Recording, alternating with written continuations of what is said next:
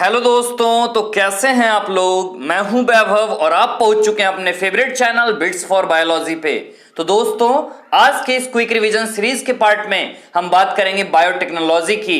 Biotechnology के दो chapter हैं। पहली चैप्टर की नाम है बायोटेक्नोलॉजी प्रिंसिपल्स एंड प्रोसेसेस।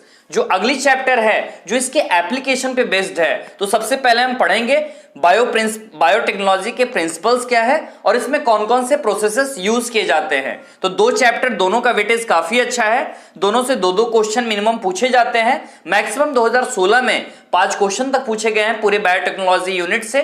काफी अच्छा वेटेज होता है इस चैप्टर का और काफी छोटा सा चैप्टर है। बहुत ही जल्दी हमारा रिवीजन हो जाएगा। हम फुल्ली एनसीईआरटी ही चलेंगे। मैं तो बताता ही हूं, एक तो रेड हाइलाइटर से यूज मैं करता हूं जिससे वो चीजों को ऑनलाइन मैंने किया है जो पिछले साल अच्छे एग्जामों में पूछे जा चुके हैं, और येलो हाइलाइटर से मैंने वो चीजों को ऑनलाइन किया है जो पूछे जाने की पॉसिबिलिटी बनती है। तो चलिए अब चैप्टर को हम स्टार्ट करते हैं। Biotechnology principles and processes. हम वही पॉइंट को डील करेंगे जो एग्जामों में क्वेश्चंस के रूप में बनते हैं। तो चलिए स्टार्ट करते हैं हमारे ये पार्ट बायोटेक्नोलॉजी। आप यहां एनसीईआरटी में देख रहे हैं टोटल 3 टॉपिक यहां पर आपको डिस्कस किया जाएगा। पहला जो टॉपिक है प्रिंसिपल्स ऑफ बायोटेक्नोलॉजी। इसके बाद जो भी बायोटेक्नोलॉजी में जो भी टूल्स शामिल होंगे, मींस जो रिकॉम्बिनेंट डीएनए टेक्नोलॉजी में जो भी टूल्स शामिल होंगी उनकी हम बात करेंगे। इसके बाद रिकॉम्बिनेंट डीएनए टेक्नोलॉजी का मींस आरडीएनए टेक्नोलॉजी में प्रोसेसेस क्या क्या आएंगे, हम उनका भी जिक्र करेंगे। सबसे पहले अगर मैं बताऊं बायोटेक्नोलॉजी का यूज क्या है, काफी अच्छा यूज है। आपने सुना होगा टेस्ट ट्यूब बेबी प्रोग्राम के बारे में, तो ये बायोटेक्नोलॉजी के ही वजह से हो पाया है। कोई भी डीएनए वैक्सीन हो या कोई भी डिफेक्टिव जीन को हमें करेक्ट करना हो, सबका देन बायोटेक्नोलॉजी ही है। इसके बाद ये आप फुल फॉर्म याद रखेंगे। जिन्होंने बायोटेक्नोलॉजी की एक definition the, EFB, European federation of biotechnology. अगर मैं बायोटेक्नोलॉजी को आपको व्यू बताऊं कि बायोटेक्नोलॉजी के पहले व्यू क्या थे, 2 व्यू हैं इनके। एक तो ट्रेडिशनल व्यू होता है और एक मॉडर्न व्यू। चलिए पुराने व्यू को हम देखते हैं, समझते हैं। उसमें यह समझा जाता था ट्रेडिशनल व्यू में बायोटेक्नोलॉजी के रिगार्डिंग कि ये माइक्रो ऑर्गेनिज्म का यूज है, प्लांट का यूज और एनिमल के सेल्स का यूज हम यूज करते हैं। कोई भी हमें डिजायर्ड प्रोडक्ट्स अगर हमें लेना है, कोई भी चीज अगर प्रोसेसेस तैयार करनी है जो ह्यूमन बींग्स के वेलफेयर में होती हैं, उसी चीज को हमने ट्रेडिशनल व्यू कहा था। लेकिन मॉडर्न व्यू ने काफी दुनिया की हद से ज्यादा सोच बदल कर रख दी।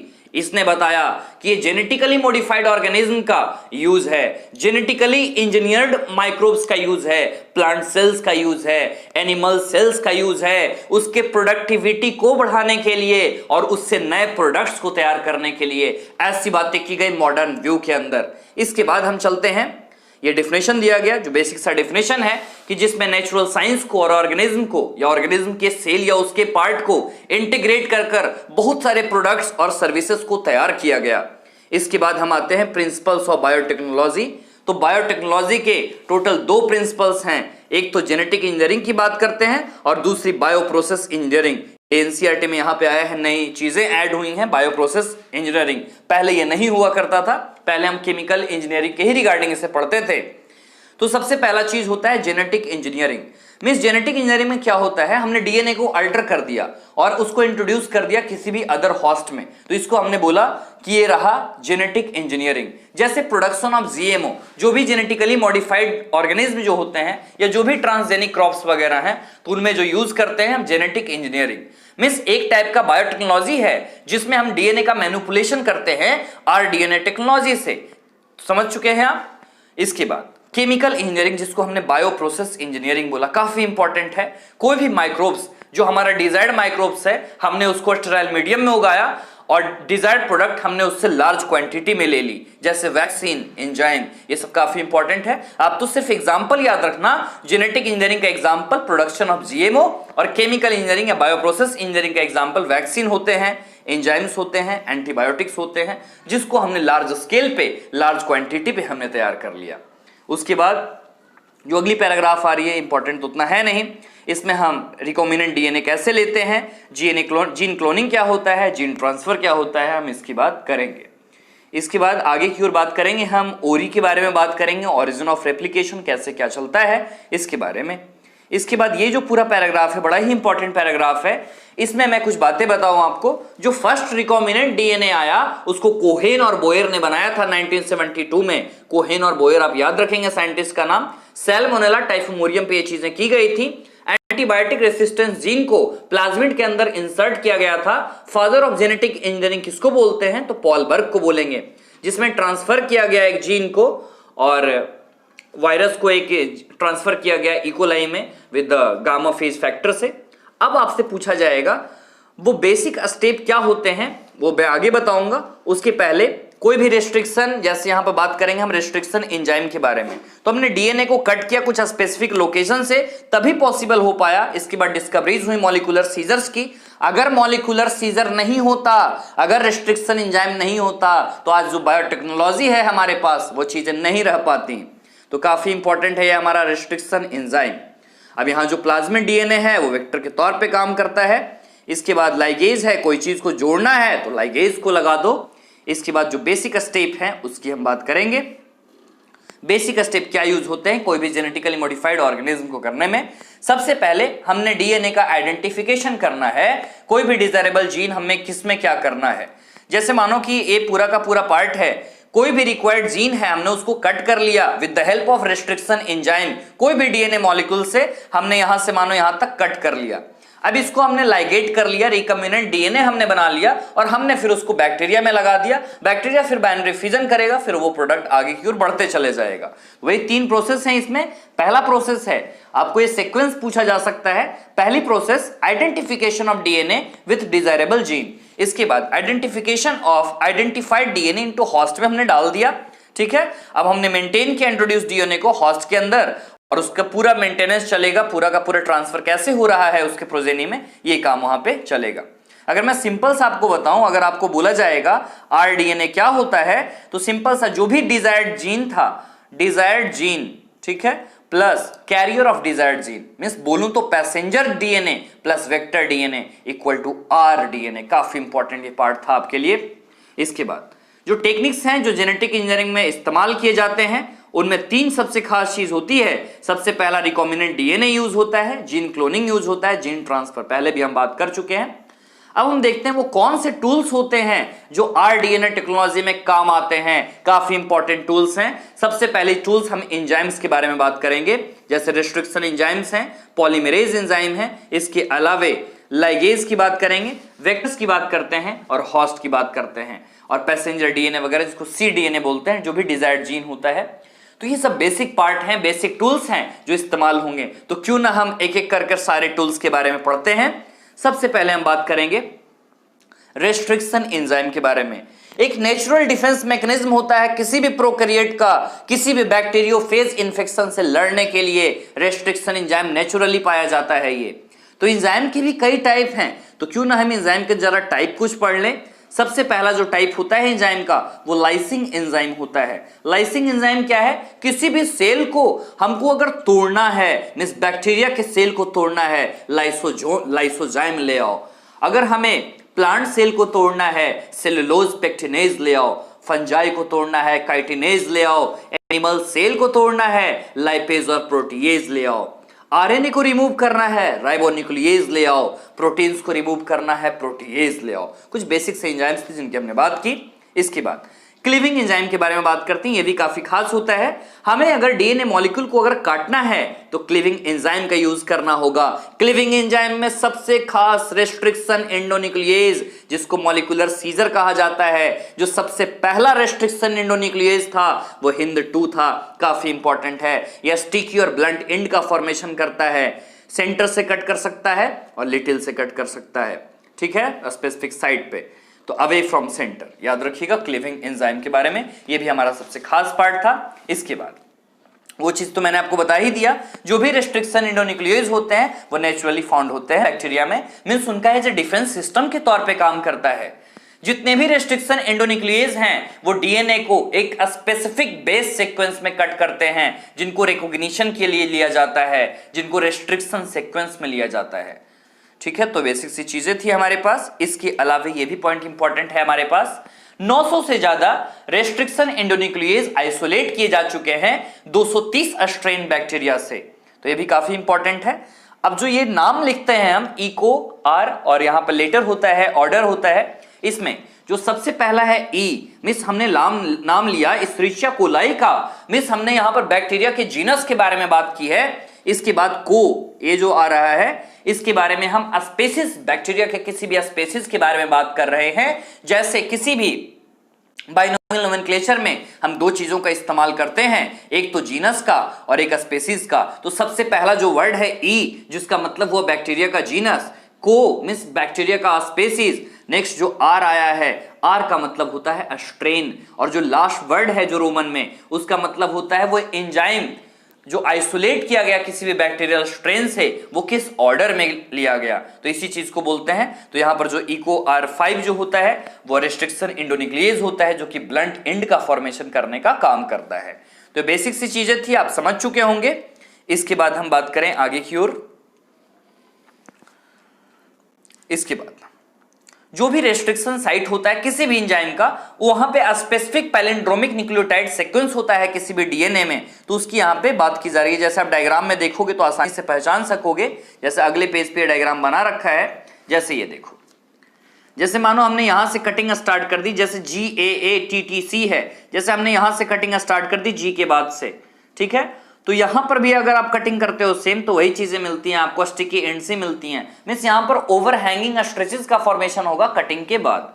तो बेसिक सी चीजें तो जानते ही हो कि टाटा बॉक्स बिल्कुल उसी तरह है, टाटा लिखो तो बिल्कुल उसी तरह का होता है, ये मलयालम लिखो तो उसी तरह फॉरवर्ड या बैकवर्ड से पढ़ो, एक ही चीजें होती हैं। इसके बाद हम एक्सोन्यूक्लियेज की बात करते हैं। अगर हमें न्यूक्लियोटाइड्स हटाना है डीएनए के एंड से तो एक्सोन्यूक्लियेज को यूज करो। अगर हमें एंडोन्यूक्लियेज यूज करना है तो किसी भी डीएनए के स्पेसिफिक पोजीशन से अगर हमें सेल को कट करना है, वहां से डीएनए को कट करना है डीएनए के अंदर किसी स्पेसिफिक पोजीशन को, तो हमें एंडोन्यूक्लियेज का यूज करना होगा। तो बेसिक सी चीजें थी, आपको उसी तरह डायग्राम भी दे रखा है। स्टिकी एंड, फॉरेन डीएनए वगैरह आए हैं, रिकॉम्बिनेंट डीएनए का यहाँ पे फॉर्मेशन हुआ, जैसा मैंने आपको शुरू में बताया है, ठीक है। तो टूल्स में हम बात कर रहे हैं अभी एंजाइम के बारे में। इसके अलावा बहुत सारे एंजाइम है, सिंथेसाइजिंग एंजाइम, जैसे जो भी डीएनए सिंथेसिस के लिए रिक्वायरमेंट होता है, जैसे डीएनए पॉलीमरेज, रिवर्स ट्रांसक्रिप्टेज वगैरह। इसके अलावा ज्वाइनिंग एंजाइम होता है, जैसे ज्वाइनिंग एंजाइम सबसे इंपॉर्टेंट डीएनए लाइगेज होता है। मींस डीएनए के सेगमेंट्स को अगर हमें ज्वाइन करना है, कोई ना कोई तो चीज होना चाहिए जोड़ने के लिए, तो यहां पर डीएनए लाइगेज का यूज होता है। इसके अलावा अल्कलाइन फॉस्फेटेज का यूज होता है। कोई भी हमें फॉस्फेट ग्रुप है अगर हमें कट करना है, सर्कुलर डीएनए का 5th एंड से अगर कट करना है, तो उसमें अल्कलाइन फॉस्फेटेज का यूज किया जाता है।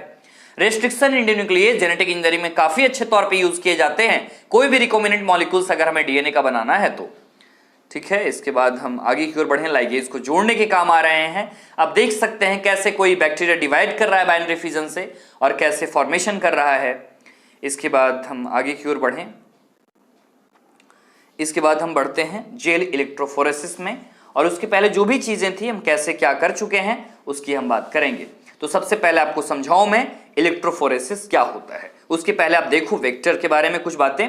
वेक्टर जिसे व्हीकल डीएनए बोलते हैं, जो कि कंपोज्ड होते हैं डीएनए से, बहुत सारे डिफरेंट सोर्स से, बहुत डिफरेंट जीनोम से ये लिए जाते हैं। ये कैरियर के तौर पे यूज किए जाते हैं। कोई भी फ्रैगमेंट जो डीएनए का है, अगर हमें उससे ट्रांसफर करना है किसी भी सुटेबल होस्ट सेल में, तो हमें वेक्टर या व्हीकल डीएनए का यूज करना होगा। एक वेक्टर में 3 फीचर्स होने चाहिए।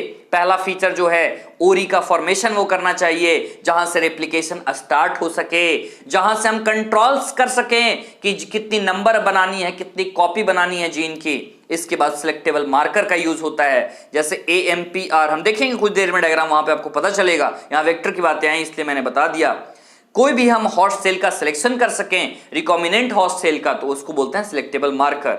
इसके बाद क्लोनिंग या रिस्ट्रिक्शन साइट होता है, जहां से रिस्ट्रिक्शन एंजाइम किसी को कट कर सके। तो ये सब बेसिक सी चीजें होती हैं।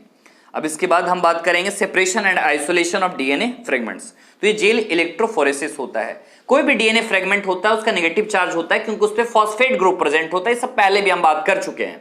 डीएनए फ्रेगमेंट्स जो होते हैं इनको प्लेस किया जाता है वेल में। वहां पे वेल बना हुआ रहता है, जैसे आप देखोगे इसमें, यहां पर वेल बना हुआ है, इस तरफ छोटे छोटे कुएं बने हुए हैं, लगता है ऐसा, डिप्रेशन थोड़ा थोड़ा होता है। तो उसको जेल में रखा गया और कैथोड एंड पे रखा जाता है। फिर क्या किया जाता है, वहां पे आप इलेक्ट्रिक करंट पास करवाओगे। इलेक्ट्रिक करंट जेल के थ्रू हमने पास कराया। अब जो डीएनए फ्रैगमेंट्स थे वो माइग्रेट कर रहे हैं एनोड के तरफ, और जो लार्जर फ्रैगमेंट्स हैं वो धीरे धीरे, वो स्लोली मूव करेंगे और जो स्मॉलर फ्रेगमेंट्स हैं वो बहुत जल्दी फास्ट मूव कर जाएंगे, क्योंकि हम जानते हैं जो एगरोस जेल होता है उसमें एक सीविंग प्रॉपर्टी होता है, एक चलने लायक प्रॉपर्टी होता है उसमें कि आराम से वो धीरे धीरे धीरे धीरे बड़े पार्टिकल्स धीरे धीरे, छोटे पार्टिकल्स तेजी में। ठीक है, अब जो भी सेपरेटेड डीएनए फ्रेगमेंट्स था वो आप आसानी से देख सकते हो। अगर डीएनए के आप स्टेनिंग करते हो, स्टेनिंग में कौन लिया जाता है तो एथिडियम ब्रोमाइड, ETBR बोलते हैं इसको। इसके बाद हम यूवी रेडिएशन का एक्सपोजर कराते हैं जिसके चलते हमें ब्राइट ऑरेंज कलर बैंड्स का फॉर्मेशन मिलता है। जो भी सेपरेटेड डीएनए हैं जो हमने कट किए और जेल में लाए, हमने उसको एक्सट्रैक्ट करते हैं जेल पीस से, जिस प्रोसेस को हम बोलते हैं इल्यूशन बोलते हैं। जो भी बेसिक सी चीजें थी वो इलेक्ट्रोफोरेसिस के बारे में मैं समझा चुका हूं। क्वेश्चंस आएंगे तो यहीं से आपके सॉल्व हो जाएंगे। ठीक है, हम आगे की ओर बढ़ते हैं। आपको ये सब कुछ मैं बता चुका हूं, वेक्टर्स के बारे में भी सारी बातें हो गई हैं। जो इंपॉर्टेंट वेक्टर्स हैं हमारे पास वो होते हैं प्लाज्मिड्स। प्लाज्मिड की जो सबसे अच्छी होती है, हम आगे की बात करते हैं। यहीं पे मैं आपको बता दूं जो अच्छी प्लाज्मिड्स हैं जिनकी कैपेसिटी 0.5 से लेकर लगभग 8 kVp तक है, तो यहां तक लगभग, जैसे आप एक एग्जांपल सुना होगा, आपने खूब नाम सुना होगा इसका, PBr 322 बहुत ही फेमस प्लाज्मिड जो होता है, जो फर्स्टली वाइडली यूज किया गया इकोलाई क्लोनिंग वेक्टर में। ये फर्स्ट आर्टिफिशियल क्लोनिंग वेक्टर था जिसका यूज किया गया। और यहाँ पे TI प्लाज्मिड का भी यूज होता है एग्रोबैक्टीरियम ट्यूमेफेसियंस में, जो कि नेचुरल जेनेटिक इंजीनियर के तौर पे यूज किए जाते हैं जेनेटिक ट्रांसफर प्लांट में।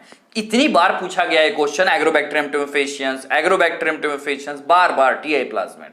ठीक है, और भी कई सारे वेक्टर हैं इसमें जैसे वेक्टर आते हैं, बैक्टीरियोफेज आता है जिसके एग्जाम्पल गामा फेज है, आप जानते ही हैं। कॉस्मिड है, आपने बैक एग पढ़ाई है पहले, तो ये सब बेसिक सी चीजें होती हैं। मैंने आपको ओरी के बारे में बताया जहां से रिस्पॉन्सिबल होता है जो कितनी कॉपी नंबर बनानी है हमें। इसके बाद सिलेक्टिबल मार्कर का यूज होता है, जैसे आप यहां पर देख सकते हैं, यहां पर आपको दिखा रखा है AMPR, ये सब सिलेक्टिबल मार्कर होते हैं।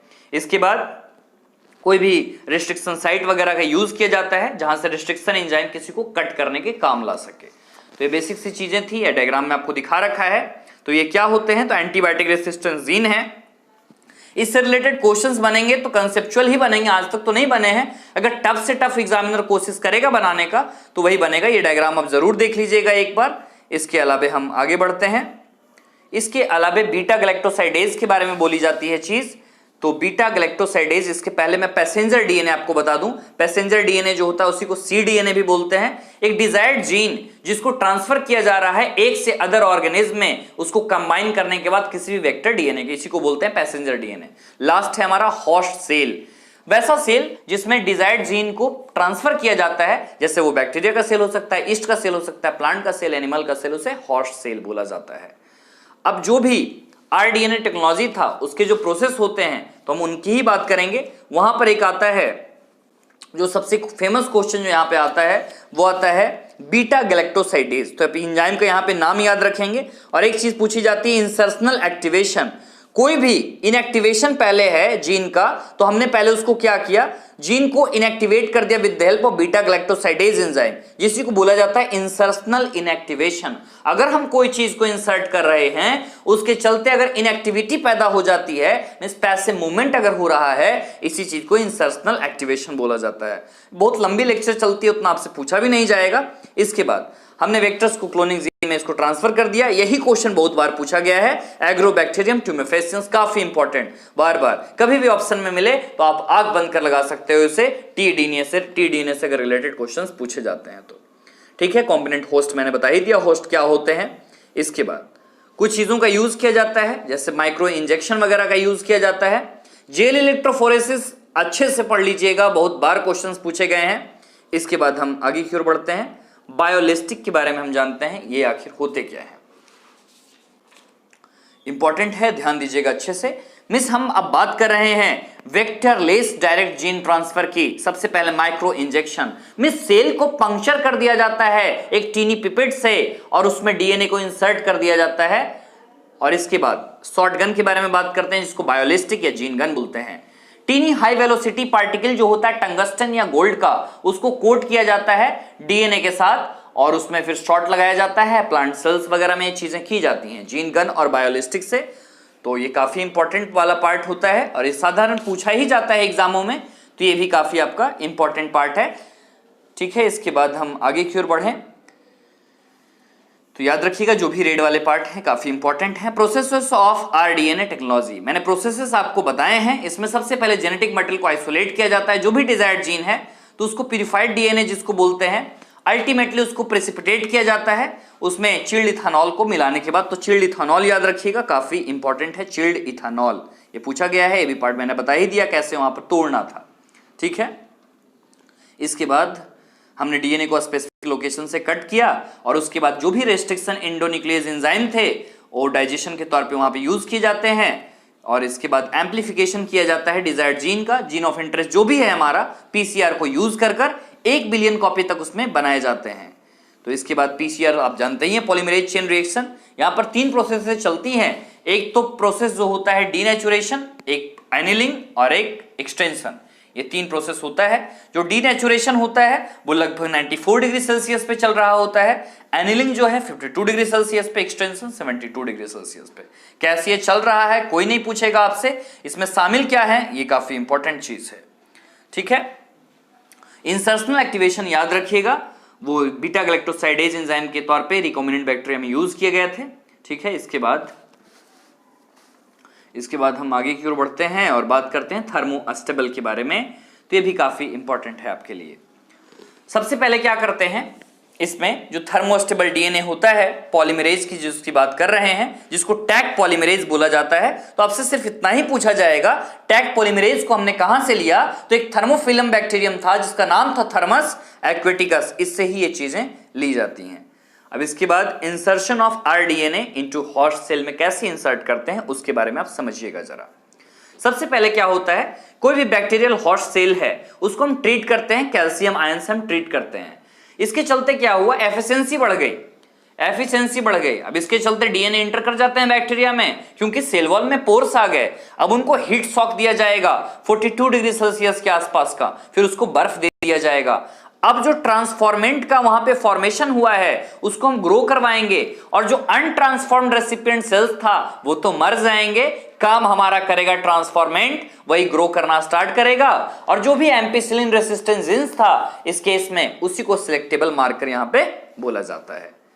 ठीक है, इसके बाद हम वेक्टरलेस जीन ट्रांसफर की बात कर ही चुके। अब हमें obtaining the foreign gene product के बारे में, हमारा अल्टीमेट एम क्या है, हमें यह समझना है। हमें कोई भी डिजायरेबल प्रोटीन चाहिए, हमारा सबसे अल्टीमेट एम यही होता है। हम इसको कल्चर कहां करवाएंगे, तो बायोरिएक्टर्स में कल्चर करवाएंगे। बायोरिएक्टर्स की कैपेसिटी कितनी होती है, तो 100 से 1000 लीटर कैपेसिटी होती है। बायोरिएक्टर में कैसे क्या किया जाता है उसकी बात करते हैं हम। बायोरिएक्टर में हम ऑप्टिमल कंडीशन ग्रोथ के लिए देते हैं, जैसे हमें उसमें टेम्परेचर देना होगा, pH, substrate, salt, vitamin, oxygen, एक सब कुछ एक ऑप्टिमल कंडीशन में, न ज्यादा न कम। मोस्ट कॉमनली यूज जो होते हैं वो स्टेरिंग टाइप होते हैं, सिलिंड्रिकल टाइप के होते हैं, जैसा कि आप डायग्राम देख सकते हैं। यहां से 2 बार नीट में क्वेश्चन पूछे गए हैं, याद रखिएगा। इसके बाद पूछा जाता है ये जो स्टीरर है इसका काम क्या होता है, तो फैसिलिटी प्रोवाइड कराता है कि ऑक्सीजन की मिक्सिंग अच्छे से हो पाए पूरे बायो रिएक्टर में। इसके बाद आपसे पूछा जाएगा डाउन स्ट्रीमिंग प्रोसेसिंग, इसमें 2 ही चीजें पूछी जाती हैं। सबसे पहले इसमें प्रोसेसेस क्या इंक्लूड होती हैं, 3 प्रोसेसेस होंगे। सबसे पहले सेपरेशन और प्यूरिफिकेशन और इसके बाद कुछ सुटेबल प्रिजर्वेटिव मिलाते हैं कोई भी हमारा जो भी एक्सप्रेस्ड प्रोटीन आया उसके साथ। तो ये बेसिक सी डाउन स्ट्रीमिंग की प्रोसेसेस होती हैं। यहां पे हमारा टॉपिक खत्म हुआ। क्या था हमारा, बायोटेक्नोलॉजी का जो भी प्रोसेस से रिलेटेड चीजें थी, बायोटेक्नोलॉजी प्रिंसिपल्स एंड प्रोसेसेस। यहां से आपके 2 क्वेश्चन तो बन ही जाएंगे। जितने भी रेड मार्क्स हैं एक बार फिर आप इनको देख लीजिएगा और एग्जाम के टाइम भी इनका रिवीजन कीजिएगा। जितने भी आज तक 37 वीडियोस बन चुके हैं, 38 चैप्टर है हमारे एनसीईआरटी में, जिसमें 37 चैप्टर कंप्लीट हो गए। हम अगले लेक्चर में बात करेंगे बायोटेक्नोलॉजी एंड इट्स एप्लीकेशन, वो सबसे लास्ट लेक्चर होगा। सारे पार्ट आप क्विक रिवीजन सीरीज के आप देख सकते हो, जाकर प्लेलिस्ट में सारी बनी हुई है। तो यहां पे हमारा ये वीडियो खत्म होता है। तो जरूर कंट्रीब्यूट कीजिए हमारे चैनल को, क्योंकि हमारे चैनल पे ऐड नहीं आते, एड फ्री वीडियोस होते हैं। तो हमारा जो भी मोनेटाइजेशन वगैरह तो है नहीं, तो जो भी फाइनेंशियल सोर्स है वो आपके ही थ्रू मिलता है। तो कोशिश कीजिए, अगर आप कर सकते हैं कंट्रीब्यूट तो जरूर करने की कोशिश कीजिए। डिस्क्रिप्शन में नीचे आपको मिल जाएगा सारे, कोई भी जो गूगल पे है, फोन पे अकाउंट है, पेटीएम नंबर, सारा कुछ मिल जाएगा वहां पे। तो बार बार हमारे चैनल पे आने के लिए, हमारे वीडियोस को बार बार लाइक करने के लिए वीडियोस को शेयर करने के लिए और हमारे चैनल को सब्सक्राइब करने के लिए बहुत बहुत धन्यवाद। Thank you for watching this video. Have a nice day.